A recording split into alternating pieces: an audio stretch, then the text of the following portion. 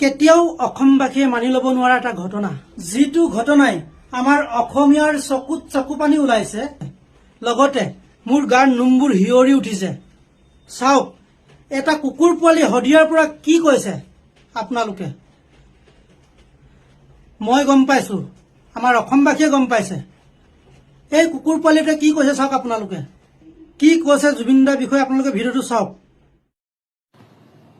কোন হয় চুট মাৰানে? কোন হয় তহঁত লাৰা? জুবিন মৰিলে বুলি ষ্টেটাছ লগাইছে। মৰক নাই, মৰিব দে না তাক। চুট মাৰা কেলা ইমান গবনি, ইমান মতলবী মানুহ কেলা মৰিবই ন। ইমান মতলবী হ'ব নালাগে।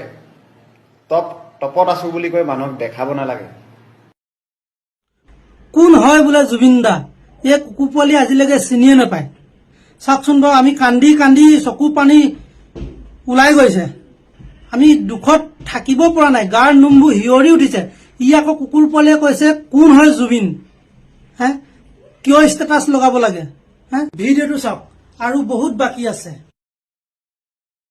ৰাজীৱ হদিয়াক কি কৈছিলে? চুট মাৰা নাকি চিনি নাপায়, চিনি নাপাওঁ বুলি কৈছিলে। আৰে কুকুৰ পোৱালিটো ৰাজীৱ হদিয়াৰ ককাইক কিয় মাজত লৈ আহিছ? জুবিন দাই পাহৰি গ'ল এদিনত হাজাৰ হাজাৰ মানুহৰ লগত কাম কৰিব লাগে। সেইটো পাহৰি গ'ল, সম্ভৱ পাহৰি যোৱাটো স্বাভাৱিক।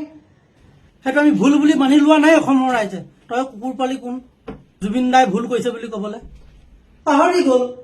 আমিতো ৰাজীৱ হদিয়াক পহৰা নাই। ৰাজীৱ হদিয়া ককাইক আমি হৃদয়ত ৰাখিছো, নাই ৰখা বুলি নকওঁ।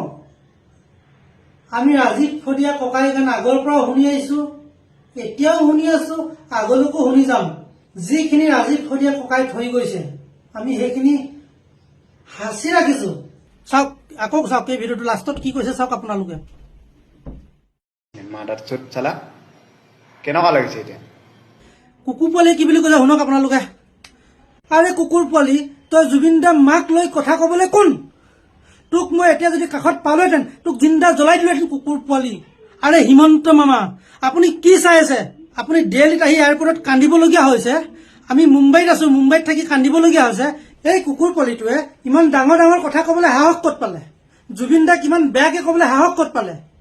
তই ভাবিছ নেকি বাচি যাম বুলি? তই বাচি যাব নোৱাৰ। তোক অসমৰ জনতাই ধৰি ধৰি পিটিব এতিয়া। মই নিপিটা আগতে। শেষ হোৱাই নাই, আপোনালোকে ভিডিঅ'টো চাওক। গাহৰি মাংস আন, গাহৰি মাংস খাব লাগে সি মৰিলে যদি। মই হদিয়াৰ পোৱালি হৈ আছে। কুকুৰৰ পোৱালি, তই গাহৰি মাংস নালাগে, তই গৰু মাংস খাই দে না।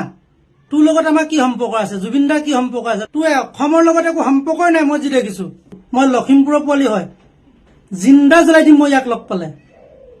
আমিহে গম পাইছো আমাৰ অন্তৰত কিমান আঘাত লাগিছে। এটা সোণৰ সম্পদ হেৰুৱালো, এটা সোণৰ সম্পদ হেৰুৱালো। হা, সৌ সিদিনা বুলি কৈছো। ভূপেন দা মৰা কেইবছৰ হৈছে, আজি আকৌ জুবিন দাক আমি হেৰুৱাবলগীয়া হৈছে। তোৰ চুধৰ গোষ্ঠী আহিলো জুবিন দা বৰাবৰ কৰিব নোৱাৰে। তই কি বুলি ভাবিছ? হা, জুবিন দাৰ বিষয়ে ইমান বেয়াকে কণ্টেণ্ট কৰিবলৈ তই কোন কুকুৰৰ পোৱালি? জুবিন দাক তই গালি দিছ। আৰে হিমন্ত মামা, আপুনি কি চাই আছে? ইয়াক আনি পানিচমেণ্ট এনেকে দিয়ক, লেংটা কৰি লওক কুকুৰ পোৱালিটোক। কি চাই আছে আপোনালোকে? জল্দি চাই কৰক ভিডিঅ'টো। অতি সোনকালে যাতে হিমন্ত মামা চকু পৰে আৰু অতি সোনকালে হিমন্ত মামাই যাতে একশ্যন লয়, তাকে মই কামনা কৰো। আপোনালোকে কি কয় কমেণ্ট বক্সত জনাব।